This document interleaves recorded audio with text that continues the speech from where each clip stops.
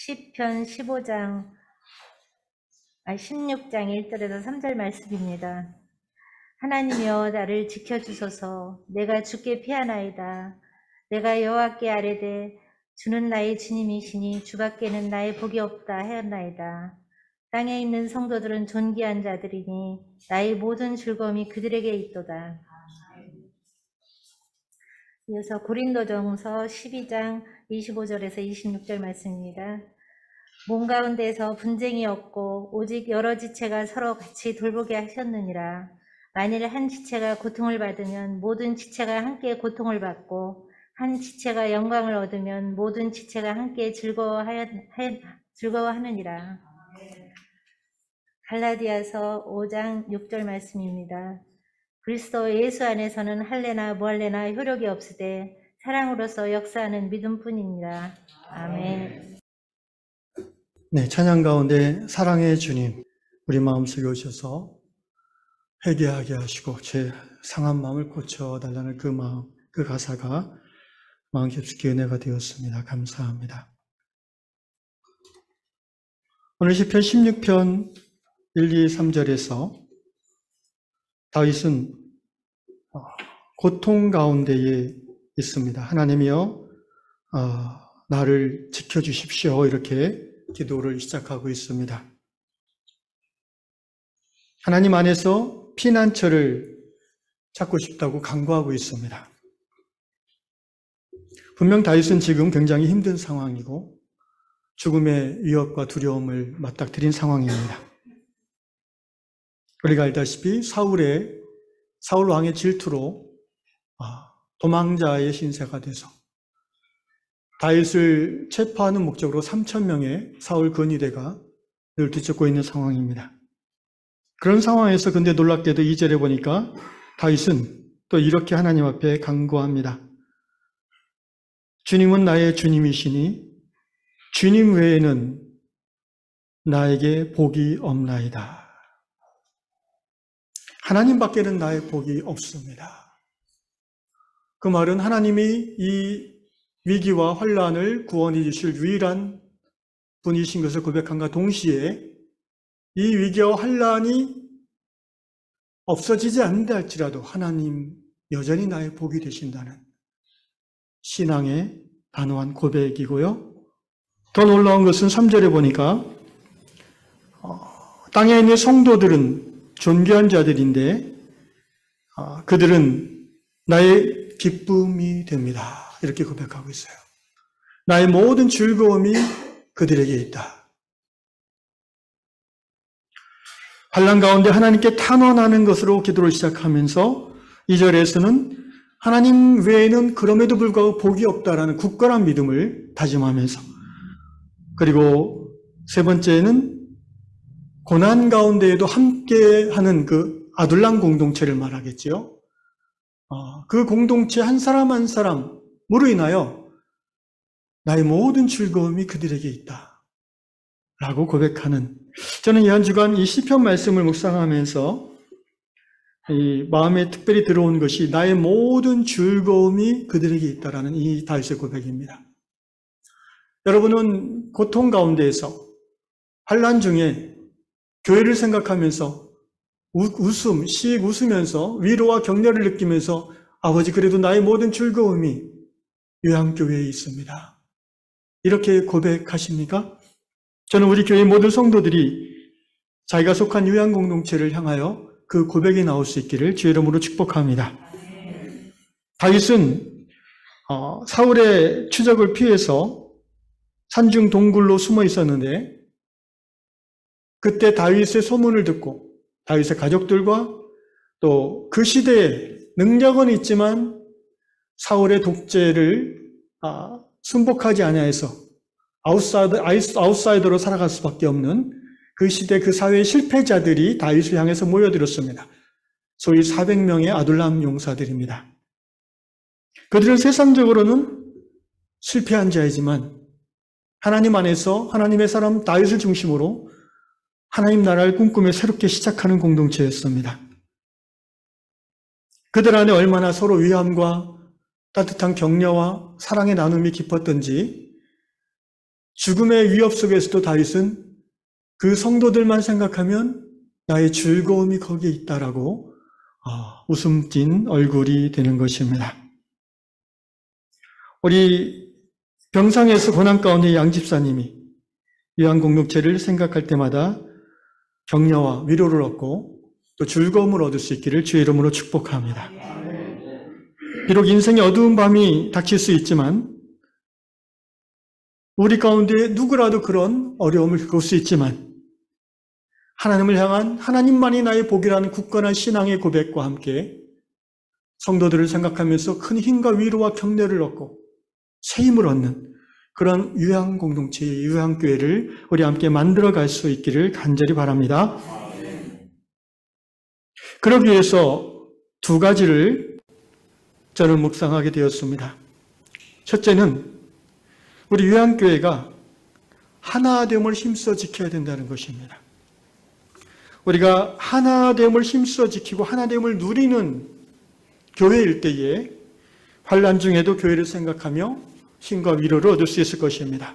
에베소 4장 3절 말씀 보니까 평안에 매는 줄로 성령의 하나 되게 하신 것을 힘써 지키라라고 명하고 있습니다. 여러분, 역사를 통해서 참된 교회의 네 가지 특징이 있습니다. 그 첫 번째는 통일성이요, 그 두 번째는 성성, 곧 거룩성이며, 세 번째는 보편성, 곧 복음은 모든 사람, 민족과 인종과 또 피부색을 초월해서 모든 사람, 빈부귀천을 막론하고 적용될 수 있다는 그것이 진정한 교회라는 보편성이고, 마지막 네 번째가 사도성입니다. 특별히 교회의 하나됨이란 것은 첫 번째 교회의 특징인 참된 교회의 특징인 통일성을 의미합니다. 개교회가 하나 되어질 때 그 교단이 하나 되어질 수 있고, 교단이 예수 안에서 복음 안에서 하나 되어질 때에 교단과 교단을 초월해서 연합하여 하나 될 수 있으며, 또한 교파를 초월해서 모든 그리스도를 주로 고백하는 사람들이 하나 될 수 있는 것입니다.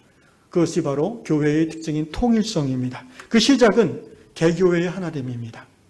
그런데 놀라운 것은 이미 예수를 믿는 믿음으로 하나님께서 허락하신 교회는 하나 되어 있다라고 성경은 말하는 것입니다. 평안에 매는 줄로 성령이 하나 되게 하신 것, 이미 완료형입니다.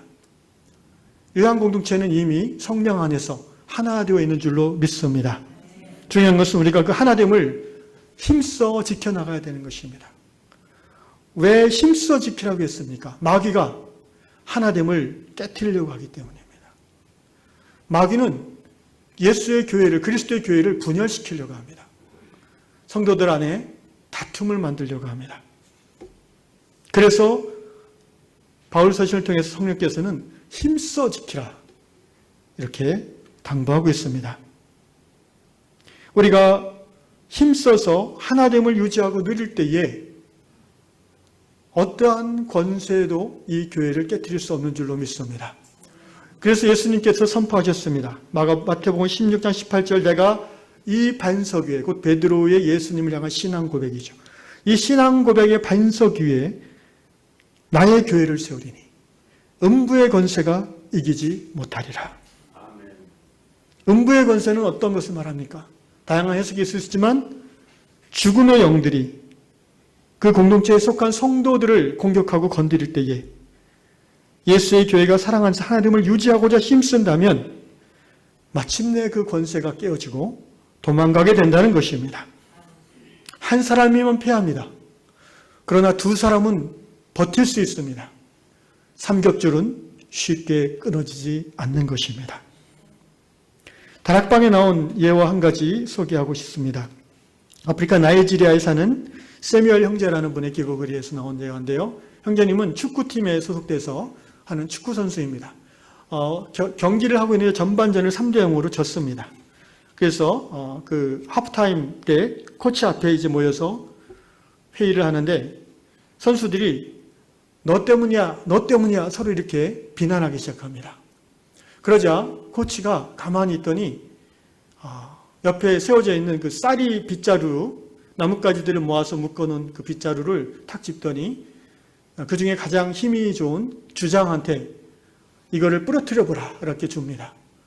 처음에는 얇은 나뭇가지들을 모아놓은 거기 때문에 주장이 부러뜨릴 수 있을 것 같아서 탁 잡고 힘을 확 줬는데 끄떡도 안 나는 것입니다. 무릎으로 탁 내리쳐도 부러지지 않습니다. 아무리 용을 써도 부러뜨릴 수가 없어서 그냥 코치에게 돌려줬습니다. 코치가 선수들의 눈을 보면서 이렇게 말합니다.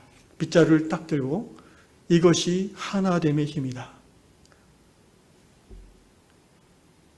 선수들은 서로를 비난한 자신을 부끄럽게 생각하며 후반전에 격려하며 하나됨으로 열심히 뛰었습니다. 그 결과 5골을 넣어서 5대3으로 승리했다는 다락방 예화입니다. 저는 이 예화를 읽으면서 우리 한 사람 한 사람은 연약합니다. 언제 중병에 걸릴 수도 있습니다. 또 세상 안에서 우리가 실패할 수도 있습니다. 많은 연약함과 불완전함을 갖고 있는 것이 바로 개개의 성도입니다. 그러나 하나님께서 우리를 그리스도 안으로 불러주셨고 영원한 생명을 주셨고 21세기 대한민국 이 시대 이곳에 요향공동체로 모아주셨다는 것은 우리가 더 이상 한 개인의 삶으로 끝나는 자들이 아니라 그리스도 예수 안에서 생명된 교회를 구성하는 멤버들로 불러주셨다는 것입니다. 그러므로 한 사람은 부러질 수밖에 없지만 환난이 왔을 때 두 사람은 버텨낼 수 있고 사랑 안에서 결합된 3명 이상의 공동체라면 능히 마귀의 공격을 이겨낼 수 있는 줄로 믿습니다. 우리가 사랑 안에서 하나됨을 힘써 지키는 표지가 무엇입니까? 서로 긴밀하게 느끼고 있다는 것입니다. 오늘 본문 고린도전서 12장 26절에 보니까 만일 한 지체가 고통을 받으면 모든 지체가 함께 고통을 받고 한 지체가 영광을 얻으면 모든 지체가 함께 즐거워한다고 그것이 바로 교회라고 말하고 있습니다. 여러분 교회는 유기적 공동체입니다. 영어로 The Organic Body라고 합니다. 그래서 몸의 한 부분이 다치면 그 한 부분 다치는 것으로 끝나는 것이 아니라 온 몸이 몸살이 나는 것입니다. 오늘 우리 지체 중 한 분인 양희영 집사님이 올 초부터 비염으로 힘들어하다가 얼마 전에 림프종 진단을 받고 병상에서 항암 치료의 고통을 견디고 있습니다. 다행스러운 것은 이제 어제 그동안 있던 그 무균실에서 나와서 결국 수치가 회복되어져서 일반 병실로 들어가서 계속 항암을 받고 있습니다. 가장 힘들어하는 것이 무엇이겠습니까? 먹지를 못하는 것입니다. 구토. 그래서 늘 이렇게 얼음물에 밥을 말아 먹는 그런 상황입니다. 못 먹으니까 힘이 없습니다. 그래서 늘 몸에 힘이 여러분 그 몸에 힘이 없다는 증세를 금식을 많이 해보신 분은 압니다. 저는 한 일주일 정도까지 해봤는데 힘이 없다는 게 처음에는 묘하게 이 무기력감을 줍니다. 지금 우리 중에 한 형제가 그런 고통을 견뎌내고 있습니다. 그런데 그 한 형제의 일이 아니고 그 형제의 가정만의 일이 아니라 하나님께서 한 몸의 지체로 우리를 묶어주셨기 때문에 그 고통, 그 아픔은 우리 모두의 고통이요 아픔일 수밖에 없는 것입니다. 여러분 손가락을 생각해 봅시다. 10개가 있는데 이 중에 하나 손끝이 잘려져 가지고 피가 펑펑 납니다. 아프죠? 요 손가락이 있는 요 손만의 일이니까 알아서 해요 이렇게 할 수 있습니까? 아니에요. 우리 몸은 다 연결되어 있어요. 비록 우리 몸의 작은 한 부분이라고 하지만 손가락이 피가 흐르면은 반쯤 잘려지면은요 몸살이 납니다. 그것이 정상적인 건강한 몸입니다. 그것이 정상적으로 건강한 교회인 것입니다. 피가 통하고 신경이 연결된 살아있는 예수 그리스도의 유기체, 이것이 바로 성경이 말하는 교회입니다. 교회는 메마른 조직이 아닙니다. 교회는 건물이 아닙니다. 교회는 사람들의 숫자가 아닙니다. 교회는 하나님을 하나님 외에 우리의 복이 없음을 신앙으로 고백하면서 서로가 서로를 향해서 형제 자매의 우애를 누리며 즐거움을 누리는, 서로의 고통을 느끼고 서로의 즐거움을 함께 즐거워하는 살아있는 예수 그리스도의 몸인 것입니다. 그러므로 지금 양집사님이 당하는 고난은 그 혼자의 고난이 아니고 그 가정의 고난이 아니라 요양고통 공동체의 고난인 줄로 합니다. 또 사랑하는 딸 송이를 돌보는 우리 강 권사님의 고난은 권사님만의 고통이 아니고 우리 모두의 고통이며, 또 어머니를 병상에 누운 채 완쾌를 기도하고 있는 우리 이 권사님의 그 힘듦은 우리 모두의 힘듦이 되는 것입니다.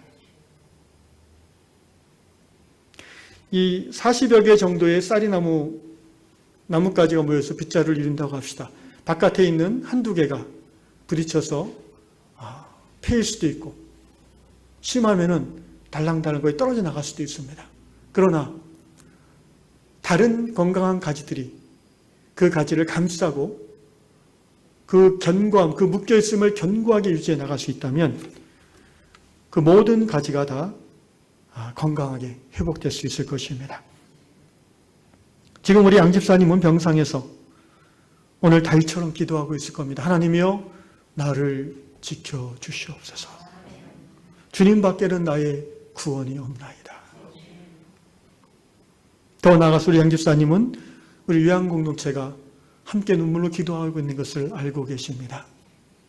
교회를 생각할 때마다 우리 집사님의 마음에 위로와 힘이 솟아나기를 예수님의 이름으로 축복합니다.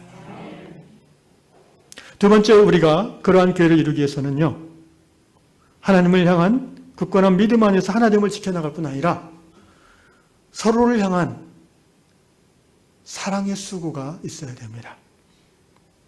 오늘 갈라디아서 5장 6절 말씀, 그리스도 예수 안에서는 할례나 무할례나 효력이 없을 때 사랑으로서 역사하는 믿음뿐이니라.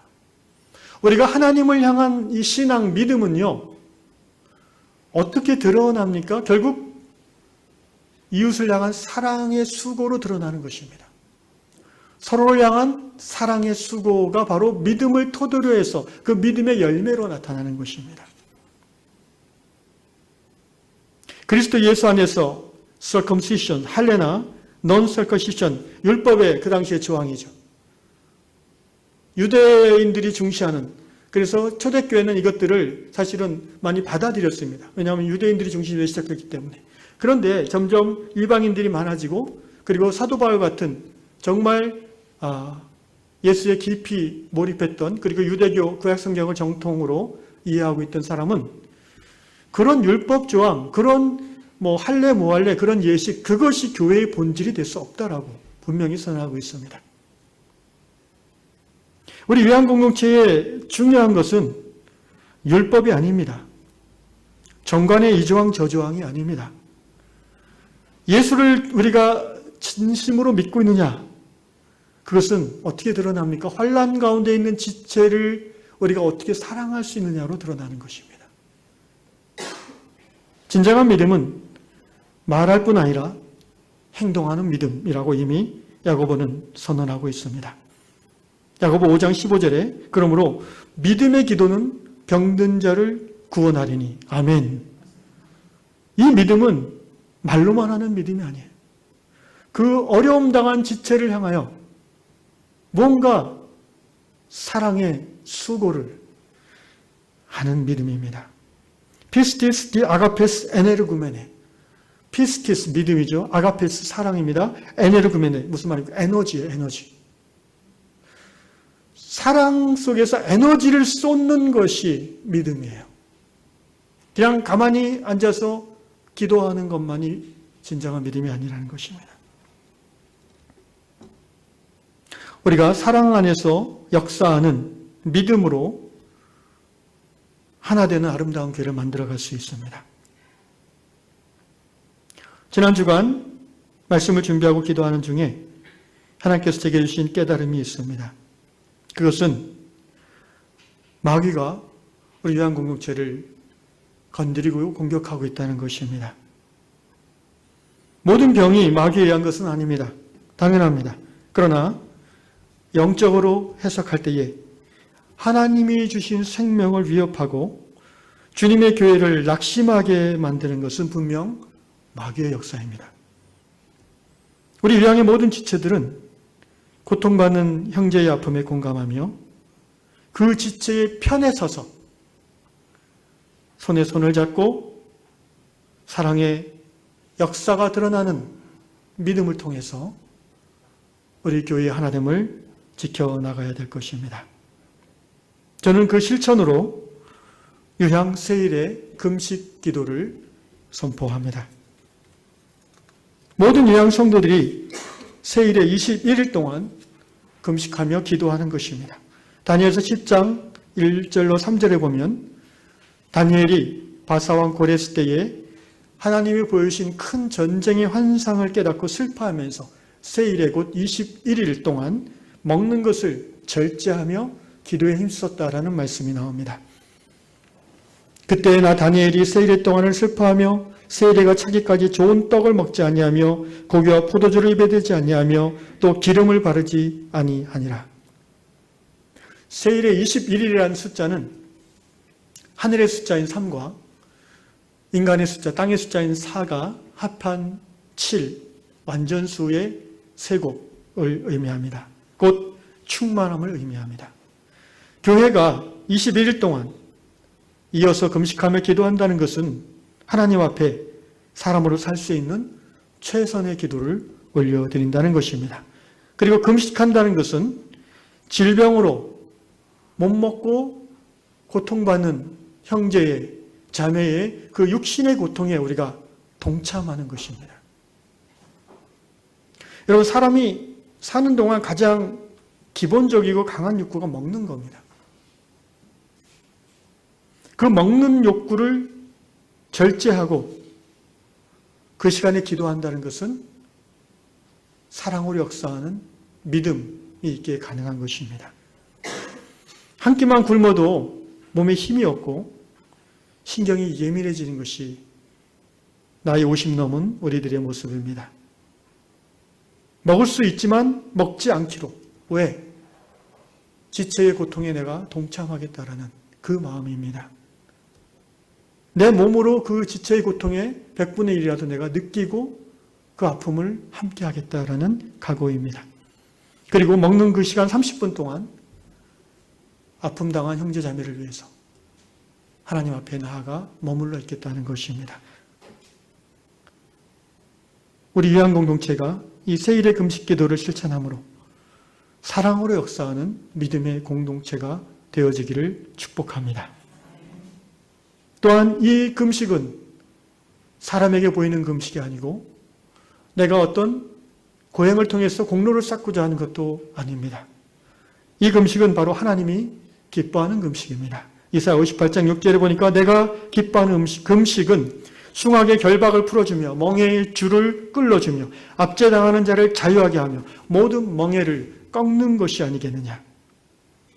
본래 이 말씀은 이사야 당시 그 이스라엘 나라 안에서 악한 권력자들에 의해서 학대당하고 억울하게 감옥에 갇혀있는 사람들을 위하여 금식하고 또 행동함으로 그들을 해방시키는 그런 행위들을 말합니다. 그러나 이것을 영적으로 우리가 좀 좁은 의미로 적용한다면 교회는 영적 이스라엘 백성들입니다. 그리고 교회 안에 마귀의 공격으로 인하여 결박되어 고통받는 형제 자매를 해방시키기 위한 금식 기도 행위가 바로 이 하나님이 기뻐하는 금식이라고 할 것입니다. 지금 이 9월달은 특별히 우리 공동체의 영적으로 중요한 시기입니다. 우리 공동체가 새로운 영적 도약을 준비하는 한 달입니다. 그동안 우리를 가로막고 있던 그 보이지 않는 배리어를 뛰어넘는 소위 영적 돌파의 시기가 저는 이때라고 생각합니다. 그런 때에 우리 지체 중 항존직으로 섬기는 한 분이 몸져 누워버렸습니다. 그러므로 교회 전체가 낙심하고 힘이 빠지는 그런 느낌을 받게 됩니다. 이것은 분명 주님의 교회를 흔들고 성도를 낙심하여 분열시키려는 사단의 공격인 것을 저는 깨닫습니다. 유양 성도 여러분, 영의 눈으로 우리 공동체의 현실을 바라보실 수 있기를 바랍니다. 마귀는 주님의 교회를 흔들려고 합니다. 마귀는 성도들을 공격하되 그의 약점을 공격합니다. 그러나 성령은 마귀의 공격을 오히려 교회가 하나 되어지고 한 단계 발전할 수 있는 성장의 계기로 이끌어 가시는 성령의 역사입니다. 우리는 이 어려운 때에 세일의 금식 기도를 통해서 오히려 하나님이 우리에게 원하시는 믿음의 도약, 영적 성숙의 경지를 이루어 나가게 될 수 있는 줄로 믿습니다. 오늘부터 시작해서 9월 24일 토요일까지 21일 동안 매일 한 끼를 금식하며 기도하려고 합니다. 기도의 목적은 선명합니다. 고통받는 환우들이 질병에서 해방되어 자유로워지는 것입니다. 그분들의 가족들이 지고 가는 무거운 짐을 우리가 같이 지는 것입니다. 그들에게 씌워진 질병의 멍에를 떼어내는 것입니다. 더 나아가서 9월 마지막 주일 공동회의를 통해서 우리 요한교회가 영적 기틀을 마련하고 하나님이 기뻐하시는 교회로 한 걸음 나아가도록 기도하는 것입니다. 세일의 금식의 방법에 대해서 말씀드리겠습니다. 21일 동안 질서 있게 기도하려면 최소한 하루에 한 분 기도 파수꾼을 정할 필요가 있습니다. 내일 9월 5일, 예를 들어서 월요일이죠. 기도 파수꾼을 자원하실 분은 그 전날 밤 9시까지 우리 교회 카톡방에 내일은 제가 파수꾼을 섬기겠습니다. 이렇게 올려주시면 우리 모두가 그가 그 다음날 하루에 기도 파수꾼인 것을 알고 기도할 수 있습니다. 그 한 사람만 그날 하루 금식하는 것이 아니고요. 그 새끼 중에 한 끼를 금식하되 그 한 사람만 파수꾼만 하는 것이 아니라 모든 자원하는 사람이 다 할 수 있습니다. 5명이든 10명이든 20명이든. 그러나 한 사람이 그날의 당번이 되는 것입니다. 그리고 하루 기도가 끝난 후에는 다음날 여러분 우리가 금식하며 기도하는데 하나님께서 가만히 계시지 않을 것입니다. 항상 간절한 기도의 하나님은 말씀으로 찾아와 주십니다. 또는 성경 말씀을 떠올려 주십니다. 그래서 그 고통받는 형제를 위한 하나님의 말씀 또는 교회를 향한 하나님의 말씀을 떠올려 주실 때에 그 성경 말씀 받은 것을 또는 환상이나 어떤 그림도 좋습니다. 잘 분별하셔서 그것들을 카톡방에 올려주실 수 있으면 좋겠습니다. 왜 그럴 필요가 있냐면 우리가 함께 그 21일 동안 함께 간다는 영적 감각을 공유하는 것이 중요하기 때문입니다. 우리 매일 카톡방에 한 번씩은 보잖아요. 왜냐하면 우리 다음날 새벽 기도가 올라가기 때문에 밤 9시쯤에 그때에 지금 우리가 21일 동안 특별 기도 기간을 갖고 있다는 그 영적 감각을 공유하고 또 내일은 이분이 파수꾼이구나. 나도 내일 해야 되겠다. 이런 것들을 함께 공유하면서 우리가 팀으로 영적 전쟁을 수행해 나가기 위해서 그렇게 하는 것입니다.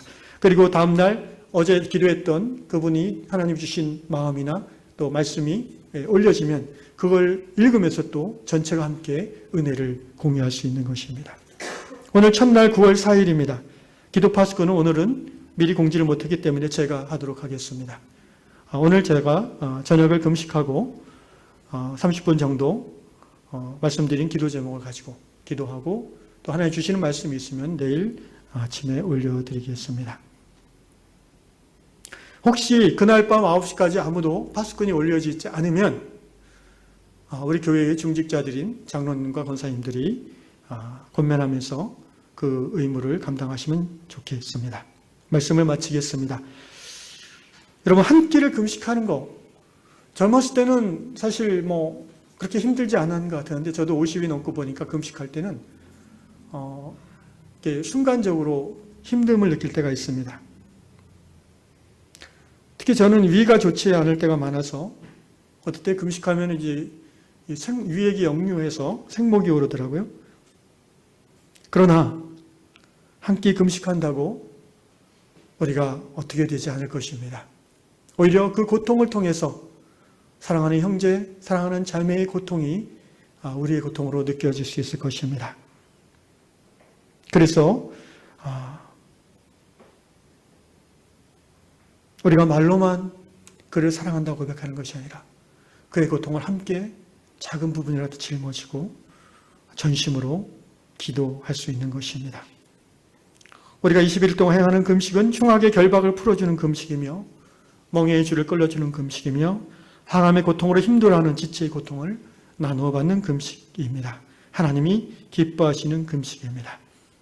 요양세일의 금식 기도를 통해서 성령이 하나 되게 하심을 지켜나감으로 함께 고통받고 그리고 함께 즐거워하는 요양공동체가 이루어질 수 있기를 우리를 위해 십자가 고통당하신 예수 그리스도 이름으로 축원합니다. 기도하겠습니다.